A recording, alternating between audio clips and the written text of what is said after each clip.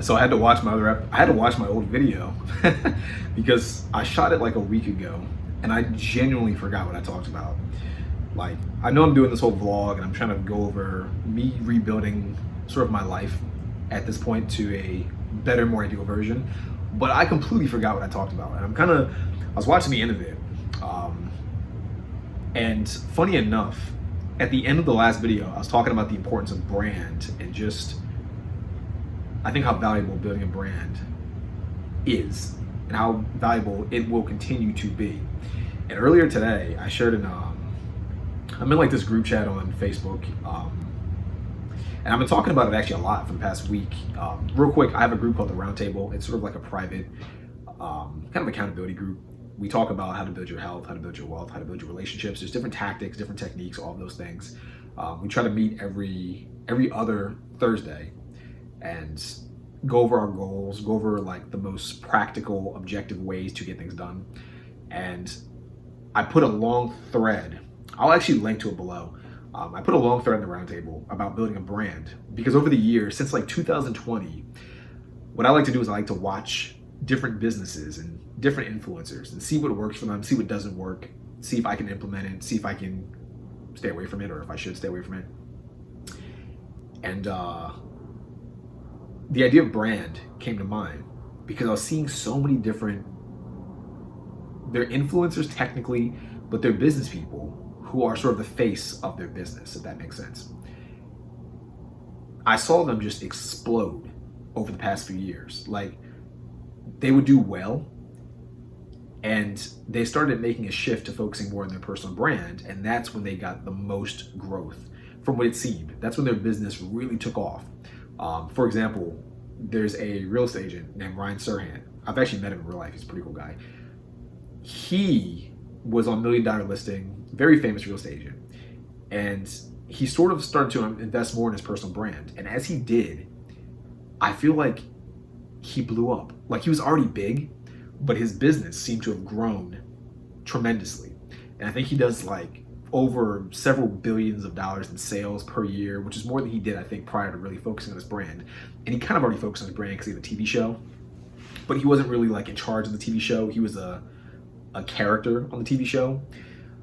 Him building his own brand, him posting to Facebook, YouTube, Instagram, whatever, really trying to focus on certain key aspects of a brand for business, I think is really what made his business grow.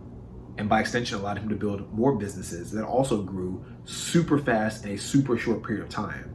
Like, he went from, at the time, being just a real estate agent for, I forget what brokerage he was in. He was an agent for this brokerage, and he eventually started his own brokerage, killed it in like a year, like destroyed the real estate industry in like a year. Did like a TV show, another TV show, a YouTube channel that just grew like insane. Got to like over 1 million subscribers in like a year. Just insane growth. Then he started another YouTube channel that started to kill it. And now he has a third YouTube channel that's like a podcast, and he just started like a few months ago, so it's not that big yet, but I'm sure it's gonna grow and kill it. Published 2 books in that period of time. Long story short, his brand is what really took him to that next level. And I bring this up because in 2020, I realized brand was super big, and brand was like the big thing. Let me adjust this camera real quick. Ugh. Oh no, my hand is blocking it. Forgive me. Now it's like too high. Good enough, whatever. Yeah, like 2020, during like the virus, Gary Vee, and if you're watching this, you probably know who Gary Vee is. Gary Vee came out with this thing called Empathy Wines, kind of a different business or an offshoot of his brand. But it was Empathy Wines, and I don't remember exactly the packaging, but it was just a simple wine bottle, and it would have like a nice message like happiness or love or peace, something like that. I don't remember exactly what it was, and it didn't matter. When he came out with that wine bottle, I think I saw him mention it like twice. And the second time he mentioned it, I was this close to buying it, like this close to buying it, super close. And I was literally at the checkout page, like about to put in my card information. It wasn't expensive, it was like 30 bucks. I was about to buy it. And the only reason why I didn't buy it is because I sat there and thought to myself, I don't really drink wine. I know like in the background I have wine here. It's not my wine, it's my girlfriend's wine. I don't really drink wine. Like, I don't mind it now and again, but it's not like I don't sit there and drink wine. I like vodka more than wine. Vodka and like whiskey are my drinks, not wine. So I thought to myself, why was I gonna buy his wine? And the reason I came up with was that he had a strong brand and I liked him. That was really it. I liked him. Because I liked him, I was more willing to buy his products. And Gary Vee doesn't usually sell much besides like books, which I have bought before. And I guess you can say he's selling himself, but I'm not counting them. As far as like a product, he doesn't really sell products to the masses that I know of. He sold books that I purchased, and then the wine was like the next thing. And I was super willing to buy it. And I was this close to buying it solely because of his brand, solely because I liked him, because I trusted him, and because I knew who he was. That was it. And I realized at that point that brand was like an insane X factor in businesses. And I sort of noticed a trend where like the businesses that really crushed it had a personal brand behind it. And you weren't so much buying the product or the service that they offered. You were, but it wasn't the product or service in itself. It was really the person selling the product or selling the service that you were buying into. Now, recently, I bring this up because earlier today, I saw a video with Alex Shamozy, and he was talking about brand. And it was a bit longer than his usual videos, his usual shorts on like Instagram. And he was saying that when he first saw Kylie Jenner do like $1 billion, it was based solely off of brand. That is the thing that propelled her to that $1 billion net worth mark. And he effectively confirmed what I already thought, that brand is the thing that will drive businesses forward. Now, we can get into a whole issue on why I think that is. That might be another video, because I know this video is probably gonna get long. I think, long story short, the reason why I think brand will work so well, I think why it is working well and why it will continue to work well, and why I think it'll work even better in the future, is because I think people don't trust corporations anymore. I think back in the past, when you only had corporations, you had no choice but to trust them enough to give them your money. Nowadays, I think with the rise of like YouTubers and influencers and people like Logan Paul and KSI even that put their face on a product, it adds a new layer of trust to whatever product is on the market. So if you see, for example, Gatorade, and I'm not saying Gatorade will go out of business or anything, but if you see Gatorade, you don't really associate a name or a face to Gatorade. You don't know, most people probably don't know who the CEO is or the managers or the supervisors or anything like that. They don't know who the creator is. Most people. I'm sure there are people who know it, but I think most people probably don't. But when you have someone like KSI or Logan Paul competing in that sports drink category, and you know who Logan Paul is and you know who KSI is, now let's say you also like KSI and Logan Paul, the chances of you drinking their prime drink versus Gatorade, I would imagine, is like, there's no competition at that point. Because you don't really, unless you are like a diehard fan of Gatorade and you've never really had an issue with Gatorade and it's delicious to you, fair enough. But I think if you like Logan Paul and if you like KSI, you're at least more inclined to try their beverage, and you might like it more than Gatorade. And if you do like it more, you're probably going to replace your Gatorade with their prime.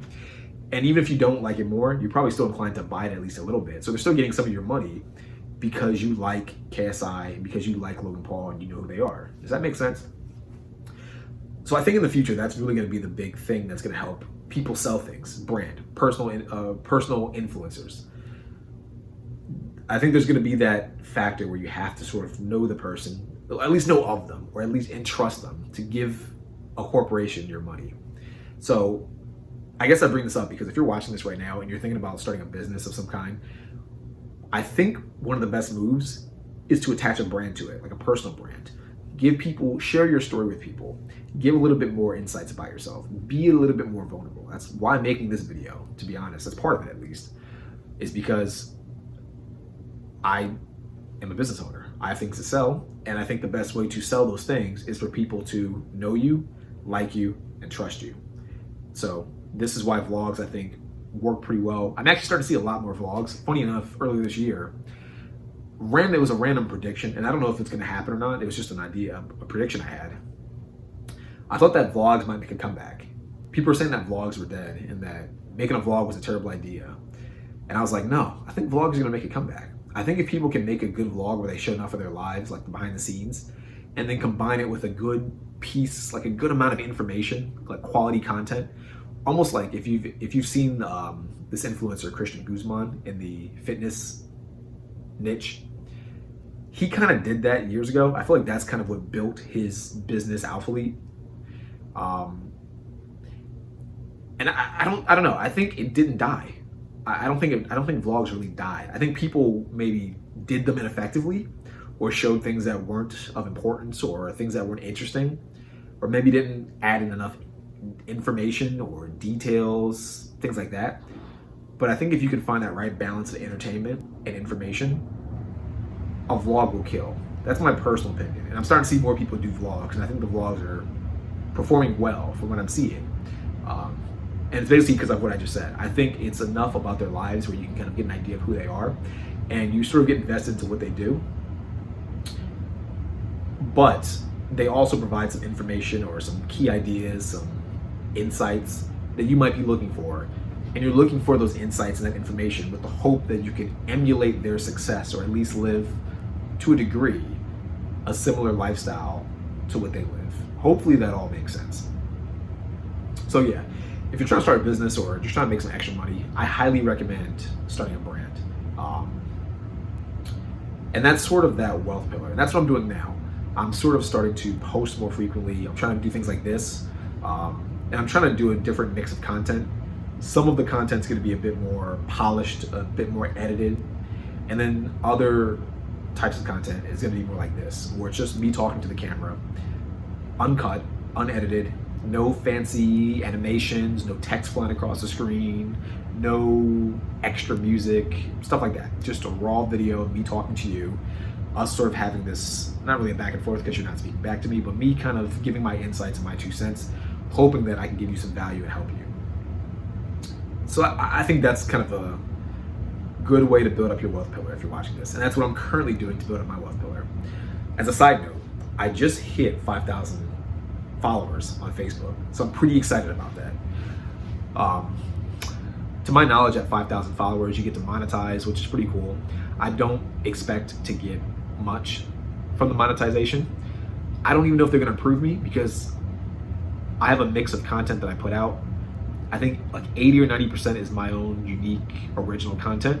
And then the other like 10 to 20% is shared content. It's just content from other creators I give them credit for. But it's content that I've seen perform well, and I think will perform well on my page, so I share it. Again, I give them credit. But it's sort of an engagement boosting type of content, which is why I post it. So I don't know, they might not approve it. If they don't, that's fine, it is what it is. I'll still keep posting to Facebook just for the exposure, because I think attention is currency. If they do approve it though, that'd be dope, because that's an extra stream of income. Yeah. And I would say beyond that too, as far as building the wealth pillar, the thing I'm working on now is really trying to fine tune my time management business. I don't know if I mentioned it in the last episode, but currently I'm really trying to let my time management business take off. If you're not aware, I'm a time management coach. I help people sort of organize their time, organize their day, organize their lives by extension. In the past, the way I tried to do it was first get people in, help them with time, and then after like a month or so, help them build up a habit of organizing themselves, and then apply it to building their health pillar, their wealth pillar, and their relationship pillar. Overall, as far as a long-term goal, I still want that, because I think that's the best thing for people to sort of build up their lives overall via those 3 pillars. But nowadays, and this is like over the past like week or so, like week or two, I've been sort of journaling more. And this is the conclusion I came up with. It's too difficult, at least at this current point in the business, to take one person through all 4 of those, or I should say all 3 of those pillars, but also learning time management as a skill. It's too difficult to do all those things. So I think the best thing to do now is focus solely on time management. And then as they sort of schedule their day more accordingly, and as they sort of implement certain techniques that allow them to get more done faster, my theory is that they'll begin to use that free time to improve themselves anyway in those areas like health, money, relationships. I think they'll do it by default. So there's no need to really push them towards it. I'll still put out content and information and guides to help people in those 3 areas.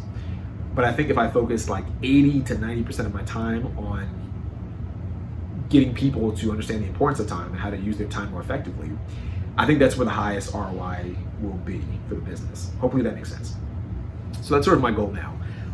Lately, what I've been doing, more reels specifically on time management and productivity, more carousels on Instagram and Facebooks, focusing specifically on time management.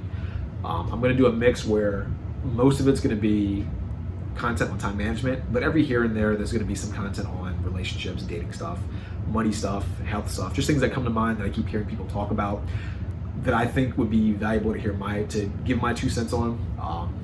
Because for a lot of these topics, actually, I feel like I have weird views on them, like relationships. I hear people in the red pill talk about like relationship stuff and dating stuff. I would say like maybe 50, 60, 70% I agree with. The remaining percentage I think is wacky. I think it's garbage.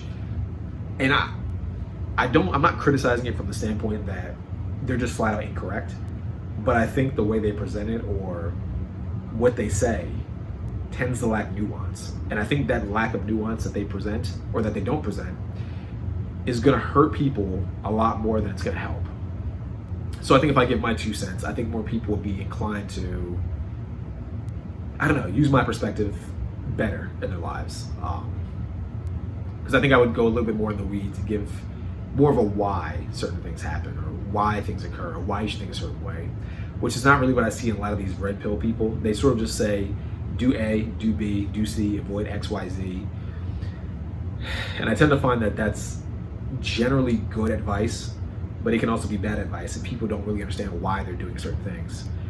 I'll give an example because I feel like I got to give I had to give an example to kind of get my point across on this.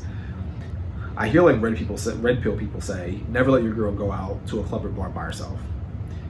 And while I think in general that's probably decent advice, even if like it's decent advice in general, but I'd say it lacks nuance. Obviously, if you have a trustworthy girlfriend or wife, whatever, and she goes out with her friends, I don't think she'll just go out and cheat.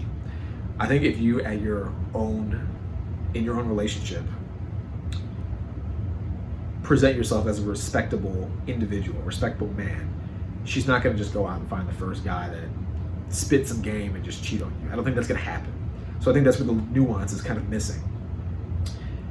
Now, as far if they say don't let her just go out because it could be dangerous, maybe guys might try to roofie her or do like all kinds of dangerous stuff to her. That's different. But that's not usually what the message tends to be. The message tends to sound like, don't let her go out because if she goes out, she'll cheat. And that's where the issue comes in, because I don't think that's true. I think that's where the nuance is lacking. I don't think she'll just go out and cheat. And these things can be avoided too by just having a conversation and sort of, in my opinion, kind of letting her know what could happen. Does that make sense? So that's sort of an example of what I mean by I would like to put out content where I'm talking more about those particular nuances and kind of give my 2 cents and my point of view. I think there'd be a lot of value in that.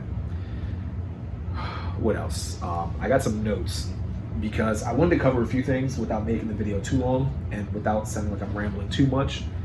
Like I said, by the way, unedited, uncut, just going straight through. Because of the nature of it too, because it's like a vlog and I'm just kind of giving updates or giving my 2 cents on just how to build your better life blueprint, so to speak. It could be all over the place. I don't want the video to be too long because I'm trying to keep these a bit short. Partially so I can upload more frequently. Also partially so people can like actually digest the content. I think if the videos are like hours long, people aren't going to really listen to the whole thing and they're going to fall off. Maybe they won't. I don't know. Let me know. If you made it this far, leave a comment. Let me know if you prefer longer videos or shorter ones. The first episode is like an hour long. My goal for this one is to shoot for like 30 minutes. I'm about 20 minutes in right now. So let me know what you like. Yeah, I would say the last thing I want to kind of talk about real quick. Throughout this whole year and a little bit of last year, I've been doing sort of a bulk. And the goal is to get to about 210 and then sort of cut. And I'm still trying to hit 210, but I'm gonna go about it much slower. So what I mean by that is I'm gonna do like a mini cut for about the whole month of July, maybe a little bit of August. And my goal for that is to sort of like keep the body fat to a minimum, but keep the muscle gain high. Does that make sense? Like lower the body fat, maintain the muscle, which I think is the purpose of bodybuilding or building a certain physique anyway. You're trying to increase muscle without increasing fat. Now, why am I mini cutting? I'll be honest. Part of it is just because psychologically, I don't like being overweight. I talk about this in the Better Life Blueprint course, the program that I sell, which you can find down below in the link. But I think one of the ways that, not even one of, I think the only way to really improve yourself and to really make any progress in life is you have to sort of shift the way you view yourself. You have to shift your identity of yourself. There's a few ways you can do it. I talk about that in the course, of course. But once you shift the way you see yourself, that shift in mindset is what's going to allow you, or it's going to force you to behave in a certain way. So in my case, my view of myself, my identity of myself is someone that's relatively muscular, but in good shape. No gut, six-pack abs, still athletic, but primarily more aesthetic. That's how I view myself. And because I view myself that way, it's almost like a bit of cognitive dissonance to look in the mirror and see like a gut. Even if it's not like a big gut, it's not a six-pack, so it kind of fucks with me. And I think kind of having that identity, that's what sort of guides my actions. And I've seen that enough to the point where I'm just like, I gotta do like at least a cut. I have to at least reduce some body fat because I can't see a gut anymore. It's fucking with it fucks with your head after a while. So that's the first reason why I'm doing the cut. Basically to tone down the body fat. Second reason why, I think it's good to shift up your routine a little bit. And I think just eating a lot is a bit, what's a good way to put it? It's difficult to do. It's a bit, I don't know. It's just difficult to force yourself to eat more than you have to. Because usually when you're bulking, you're consuming more calories than your body burns per day. So for me, I eat about 3,500 calories during a bulk. My body usually burns, like usually my resting metabolic rate's about like 3,000-ish. Currently, at least that's what my math has determined.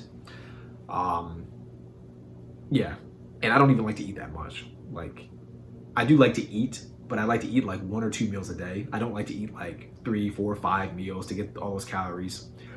And at some point too, I think this is my personal opinion, I don't really believe in like hyper clean eating unless you're like super rich and you have a chef that can cook the exact proportions of food every day.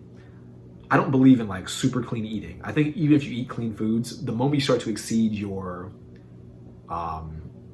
sort of your maintenance calories, you're gonna gain some fat in the long run anyway. So I don't know. It's just, it comes with the territory of bulking. You're gonna gain some fat. I don't think you need to, what's a good way to put it? I'm trying to like kind of organize my thoughts better. I think at some point you kind of lose motivation if you're just trying to bulk constantly and eat that way. And I wasn't losing motivation, but I did feel myself sort of like falling off the wagon more frequently. Like the gym sessions didn't feel as good as they could have. I started to feel a bit more sluggish. Like right now I'm at 198 pounds. I don't think I look like fat or anything like that. Like my face is a bit round and you can see like in the cheeks is definitely a bit of body fat. But I've been obese before and I don't look obese, I would say. So I'm satisfied, but it doesn't fit exactly the way I identify myself, at least mentally. It doesn't fit the way I see myself. And it's kind of nice to have that change of pace and to see progress in a different way, to kind of keep up the motivation, to kind of keep the momentum. So that's the other reason why I'm doing it. Third reason, it's just easier. I like to fast in the morning. I feel more productive when I fast. It's less meals I have to eat, less calories I have to track. that's the other reason why I'm doing it. It's just better. It's simpler for me. I prefer to fast in the morning. I don't like to eat that much. I've already mentioned that, but yeah, that's the third reason why I'm doing it. Yeah, so that's sort of where I'm at now. Do I recommend mini cuts? For most people, yeah. I think there is a bit of a, what's a good way to put it? When people work out, I think a lot of people focus on like the techniques and sort of the science, but people tend to neglect the psychology. And I bring this up because I had a buddy who is a bit overweight. And when I say a bit, I'm putting it mildly. Not to be mean, I'm just being honest. He's a bit overweight. And in the past, I've told him, I personally think the best thing for him to do is to focus on lifting more, lifting heavier. And I have a friend who is a good resource for exercise science. He got his degree in like biology. He's a good resource. But he said, you shouldn't worry about working out. You should focus more on dieting. And in general, I actually do agree with that. I think scientifically, dieting is a much better thing to do than simply working out. However, my argument was that working out is going to be a bit better because I think if you just diet, it's harder to see the results and it takes longer to see any change in your body. But if you work out psychologically, you can feel a difference. If you go to the gym on the very first day, if you put in a good enough workout, you will feel better and you will feel like you've made some progress. Even if you can't see it, you might be able to feel it psychologically. And if you get a good pump, you can feel it a little bit physically. You're not going to, if you're fat, you're not going to get skinny overnight, but you do feel like you're doing something. You feel like you're progressing towards your goal. If you diet, you don't really feel like you're progressing towards your goal. Like if you're overweight and someone says, instead of eating 4,000 calories, start eating 2,000 and just do that. Sure, you can eat less calories, but it doesn't feel like anything's changing. It doesn't feel like you're doing anything. It just feels like you're, I don't know. It's like if you were lazy before and you were the person that overate, you consuming less calories doesn't prevent you from feeling lazy. And because you still might feel lazy, you're not going to maintain that momentum. You're not going to keep that habit up. And you're eventually probably going to fall into the same bad habits that got you fat in the first place. I think you fix that if you work out. You do both, of course, but if you work out, you at least feel like you're making progress. You can see the bench press increasing maybe week after week or month after month. You can feel the pump in your arms or in your legs or in your shoulders. Your physique might change a little bit. Even if it's just a pump, your physique will still change a little bit. So there's at least some kind of confirmation that what you're doing is working, that what you're doing is actually leading to a result that you desire. Does that make sense? So I don't know, hopefully if you're in that situation where you're a bit overweight and you're trying to lose weight, you don't really know what to do. Should you cut? Should you bulk? Should you work out? Should you diet? My personal recommendation is work out, lift heavy, focus on the diet too, but focus primarily on lifting more consistently than you probably are now, and lifting heavy. I think a lot of people, when they try to cut, what they do is they try to do like these high reps, high sets, low weight. Can it work? Sure. Is it the most effective thing? In my opinion, no. I think the best thing to do is still lift heavy. Muscles burn calories too. People neglect that. The more muscle you have on you, the easier it is to reduce your body fat because muscle does burn calories. So go to the gym, keep lifting heavy, focus on your diet, do your cardio, but don't stop lifting because you need something psychologically to keep you in the game. And I think dieting alone doesn't really get the job done. It takes too long to see results that way. But lifting, you can see results almost immediately because once you finish lifting, you get that kind of that endorphin rush, and you feel the pump, and you just feel better about yourself. So if you're overweight, lift, keep lifting, lift heavy. Still diet, but lift heavy. But yeah, another thing too about the health pillar that I've been working on, I think I mentioned this in the last video, but I kind of want to go over it again real quick. I've been trying to change up my style. Gonna be wearing a lot more suits, dressier clothing. I've just been trying to step it up a bit. If it's a more casual setting, of course, I'll wear something like this, with t-shirt, shirt, some jeans, whatever. My goal is to if I go to say to a bar or even a decent club, not like a trashy club, but like a nice club, suit, put a suit on. If it's too hot, dress shirt, some nice pants, dress shoes. stand out a little bit more. I think getting attention is good in general. I think there's times where it could be bad, but in general, I think getting attention is a good thing.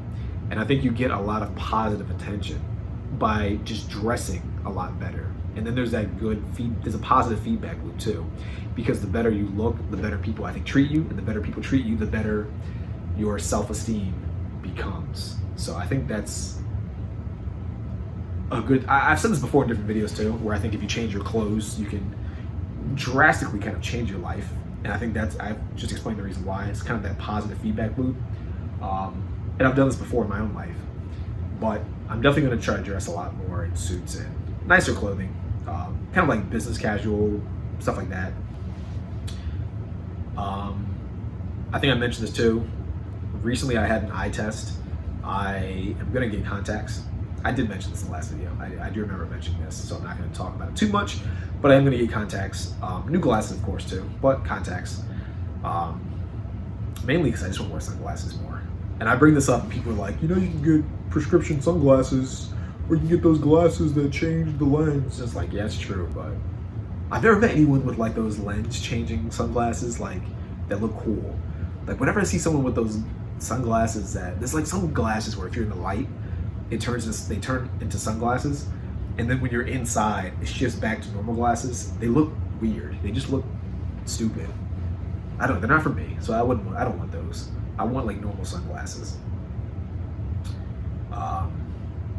And I don't like prescription sunglasses because then you have to carry like two pairs of glasses, or if you keep the sunglasses, there's always a tint. I don't know. It's just weird. It's like it's a hassle. It's easier to me just to get contact lenses. And then when you need to wear sunglasses, you just pop on a normal pair of sunglasses. And then when you don't want to wear sunglasses, you just take them off and you can still see perfectly. So that's why I'm getting them. What else? Been working on my teeth, flossing a lot more, taking better care of my teeth, doing teeth whitening treatments. Once I finish this video, I'm probably gonna do a teeth whitening treatment. Yeah, I've heard that certain diseases are linked to bad dental hygiene. Like if your dental hygiene isn't good, I forget exactly what diseases. They're pretty big diseases too. They like, if your dental hygiene isn't good, man, I really wish I could think of like the exact diseases. It was a while back that I read like studies on this. And even like your general health, I think is compromised significantly if your teeth just aren't clean enough. Like if you just don't floss, it dramatically decreases the quality of your health. Not even like your mouth, like just your overall body health. It was crazy. If I could find it, I'll link to it or something, because I didn't realize like how much your teeth and your gums played a part in your overall physical health. It blew my mind. I thought I read something too, like there's a higher risk of dementia and arthritis if your teeth are not cleaned. Something like that. I don't know. But yeah, trying to get teeth whitening treatment, mainly partially for the health, partially just for the cosmetics. I just want to have nice teeth to look better. It's not a bad thing. You look better, you get treated better. I think that's a goal that everyone should strive for, to always look their best. So that's a reason why I'm doing that. Trying to build the health pillar in that way. Trying to take better care of my skin. I got this sort of like the sea salt type cleanser for your skin. I have no idea if it works. I feel like it kind of works. Does my skin look more smooth or brighter? I don't know. We'll find out eventually, I guess, or we won't. Who knows? But I've been using that. I'm going to try to use that a bit more frequently. A lot more cold water. I've heard cold water is like the best thing for your skin. No idea if it's true. I am not a dermatologist. I do not know, but something's better than nothing, right? What else? I think that's mainly it. A buddy of mine recommended recently biotin for your nails and for your teeth and for your hair. Dude has like crazy nice hair and it's like growing long. And I was like, how is your hair so long? So I saw him like a few months ago. I saw him like the end of last month, but prior to that, I saw him like 2 months prior, like, what was it? We're in July. So I saw him in June. And then before that, I saw him in like March or something, I don't know. And his hair is so much longer. And I was like, how is your hair that much longer? And it's like nice. And he's like, yeah, it would only grow like this much normally, but I've been taking biotin. So like it grew like this much, and it's nice. It's like really shiny. Obviously my hair's not gonna get shiny like his because he's white. But I was like, you know what, maybe it's worth trying some biotin. So decided to get some. I'll give you some updates on it if I think it works or if it's garbage, who knows. But yeah, that's it. I think that's pretty much everything I wanted to kind of go over. If you have any questions about anything, let me know. Leave a comment. I'm always down to answer it. And I'll probably, if you do leave a comment, I'll answer it in the next vlog. Let me know what you think about this style of video too. If you kind of like this one shot, me sitting down, me just talking type of video, or if you prefer, part of me in the future wants to kind of do videos where I'm outside more, or where there's like some B-roll, or maybe like an actual vlog where I'm out doing something and I take breaks in between me doing something to give updates about how I'm trying to improve my life and how you can implement certain things into your life. Yeah, let me know. Give me some feedback. Let me know what you think about this. If you made it to the end of the video, you are a champ, and I appreciate you. Since you made it this far, hit the like button, subscribe to the channel, leave a comment. I would love that. It would help me tremendously. And yeah, until the next video, I'll see you. Keep killing it, and peace out.